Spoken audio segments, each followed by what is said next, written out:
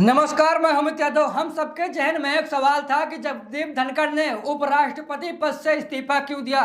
दोस्तों, आज मैं आप लोगों को दिखाऊंगा किस तरीके से जगदीप धनखड़ को फंसाया जा रहा था, ईडी की धौंस दिखाई जा रही थी। और ये मानकर चलिए कि अगर जगदीप धनखड़ उपराष्ट्रपति पद से इस्तीफा न देते तो आज जगदीप धनखड़ सलाखों के पीछे होते और ईडी उनसे पूछताछ कर रही थी। दोस्तों, ये मानकर चलिए कि ईडी जगदीप धनखड़ के पीछे लगने वाली थी और इसी बात को लेकर जगदीप धनखड़ ने इस्तीफा दिया है उपराष्ट्रपति पद से। दोस्तों, बहुत बड़ी खबर सामने आ गई। दोस्तों, कहा जाता है कि जब तक कोई बड़ा अधिकारी या फिर कोई बड़ा मंत्री या संतरी जब तक मोदी जी के हाँ में हाँ और ना में ना करता है तब तक उसके ऊपर कोई कार्रवाई नहीं की जाती।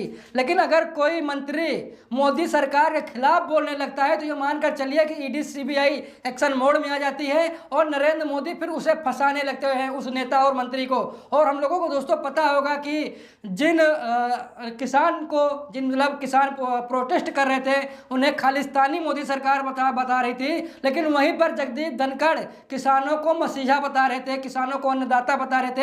यानी कि किसानों को लेकर अच्छी बातें यहाँ पर जगदीप धनखड़ साहब कर रहे थे और मोदी सरकार लगातार उन्हें खालिस्तानी बताने में मची हुई थी, खालिस्तानी बता रही थी, आतंकवादी बता रही थी। और वहीं पर जगदीप धनखड़ लगातार किसानों को महापुरुष बता रहे थे, यानी कि किसानों के कसीदे पढ़ रहे थे। और इसी बात को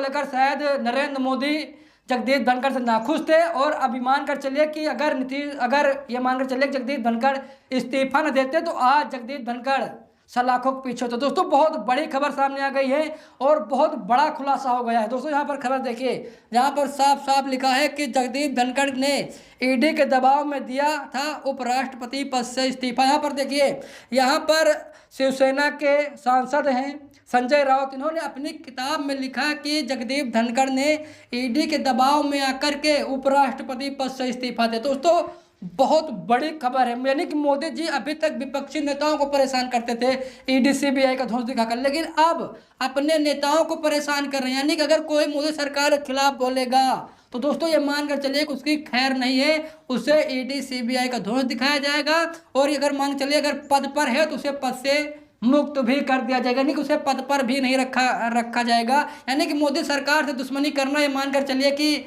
पानी में रहकर मगरमच्छ से बैर करने के बराबर है। और दोस्तों, आज इसी का नतीजा है कि जगदीप धनखड़ आज हम लोगों के बीच में नहीं, यानी कि उपराष्ट्रपति पद पर नहीं है, किसी दूसरे को बना दिया गया है। आज अगर जगदीप धनखड़ मोदी सरकार की खिलाफत ना करते, मोदी सरकार की हाँ में हाँ करते तो ये मानकर चलिए कि आज जगदीप धनखड़ उपराष्ट्रपति होते। यानी कि उन्होंने मोदी की हाँ में हाँ नहीं किया, इसीलिए उनको पद से हटाएगा। दोस्तों, यहाँ पर देखिए खबर में साफ साफ लिखा है, बहुत बड़ी खबर सामने आ गई, बहुत बड़ा खुलासा हुआ है। यहाँ पर देखिए लिखा है कि जगदीप धनखड़ ने ईडी के दबाव में दिया था उपराष्ट्रपति पद से इस्तीफा। संजय राउत ने अपनी किताब में किया दावा। लिखा है कि शिवसेना उद्धव बाला साहेब ठाकरे के नेता संजय राउत ने जेल में बंद रहने के दौरान के अनुभवों पर एक किताब लिखी। अंग्रेजी में लिखी गई इस किताब में एक चैप्टर पूर्व उपराष्ट्रपति जगदीप धनखड़ के अचानक इस्तीफा देने को लेकर भी है। जगदीप धनखड़ ने जुलाई 2025 में उपराष्ट्रपति पद से इस्तीफा दिया था। दोस्तों, यहाँ पर देखिए लिखा है कि शिवसेना यूबीटी नेता संजय राउत ने जेल में रहते हुए एक किताब लिखी। इस किताब का शीर्षक है अनलाइकली पैराडाइज। इस किताब में उन्होंने आरोप लगाया कि पूर्व उप राष्ट्रपति जगदीप धनखड़ ने 2025 में ईडी के दबाव में इस्तीफा दिया था। यह दबाव मोदी सरकार के खिलाफ अपने स्वतंत्र राजनीतिक कदमों के जवाब में था। मराठी में लिखी यह किताब 2025 में प्रकाशित हुई थी। इसका अंग्रेजी संस्करण, जिसमें और भी घटनाओं का जिक्र है, सोमवार को जारी होने वाला। दोस्तों, यहाँ पर देखिए, यहाँ पर यूबीटी सांसद संजय राउत ने बहुत बड़ा खुलासा किया है। उन्होंने कहा है कि भाई 2025 में आप लोगों को पता होगा कि उपराष्ट्रपति पद से जगदीप धनखड़ ने इस्तीफा दिया था। और दोस्तों, ये कहा जा रहा है कि ईडी के दबाव में आकर, यानी कि जगदीप धनखड़ स्वतंत्र होकर चल रहे थे, स्वतंत्र होकर बयानबाजी कर रहे थे, किसी के दबाव में नहीं थे। और यही सबसे बड़ा कारण था कि जगदीप धनखड़ को उपराष्ट्रपति पद की कुर्सी छोड़नी पड़ी। सबसे बड़ा रीजन दोस्तों ये था। अगर उपराष्ट्रपति मोदी जी की हाँ में हाँ करते, दोस्तों मैंने पहले कहा मोदी जी की हाँ में हाँ करते और ना में ना करते तो आज शायद उपराष्ट्रपति पद पर जगदीप धनखड़ होते। लेकिन जगदीप धनखड़ ने कहा भाई देखिए, हम गुलामी नहीं कर सकते, हम सही को सही और गलत को गलत कहेंगे, और इसी का खामियाजा शायद उपराष्ट्रपति जगदीप धनखड़ आज भोग रहे हैं। अगर उपराष्ट्रपति जगदीप धनखड़ अगर उपराष्ट्रपति पद से इस्तीफा ना देते तो ये मानकर चलिए कि आज वो सलाखों के पीछे होते। दोस्तों यहाँ पर देखिए, खबर में लिखा है कि इस किताब में उन्होंने आरोप लगाया कि पूर्व उपराष्ट्रपति जगदीप धनखड़ ने 2025 में ईडी के दबाव में इस्तीफा दिया था। यानी ईडी उन पर दबाव बना रही थी। ईडी कह रही थी अगर आप इस्तीफा नहीं देंगे तो ये मान चलिए आपकी ज़िंदगी को हम बर्बाद कर देंगे। जिस तरीके से हम लोगों को पता है कि अरविंद केजरीवाल की राजनीति को ईडी ने पूरी तरीके से चौपट कर दिया।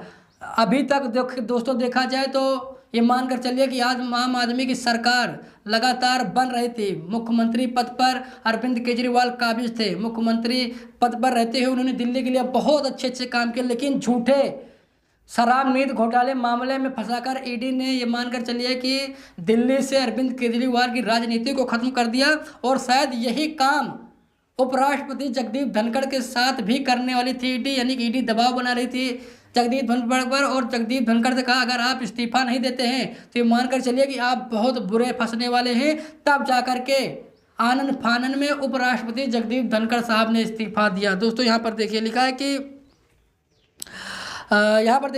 किताब के अनुसार अफवाह फैली थी कि जगदीप धनखड़ और उनकी पत्नी ने जयपुर स्थित अपना घर बेच दिया था और उससे मिली रकम का कुछ हिस्सा विदेश भेज दिया था। किताब में दावा किया गया है कि ईडी ने कथित तौर पर अन्य जांच एजेंसियों के साथ मिलकर उनके खिलाफ आरोप तय करने के लिए एक फाइल तैयार की थी। यानी कि पूरी तरीके से तैयारी शुरू हो गई थी। ईडी जो और जांच एजेंसियां हैं उनसे मिलकर लगातार जगदीप धनखड़ के खिलाफ लगातार वो ये मानकर चलिए कि सबूत जुटा रही थी, और ये मान चलिए कि पूरी तरीके से जगदीप धनखड़ को फंसाने वाली थी। कई आरोप लगा रही थी ईडी भाई आपको हम इस मामले में फंसा देंगे, इस मामले में फंसा देंगे। शायद इसीलिए जगदीप धनखड़ ने कहा भाई जेल जाने से अच्छा है कि उपराष्ट्रपति पद से इस्तीफा ही क्यों न दे दिया जाए। यानी कि मोदी सरकार की हाँ में हाँ और ना में ना मिलाना जगदीप धनखड़ साहब को बहुत महंगा पड़ा था। दोस्तों यहाँ पर देखिए, यहाँ पर खबर में साफ साफ लिखा है, यहाँ पर आप लोग खबर देख सकते हैं, साफ साफ लिखा है कि संजय राउत ने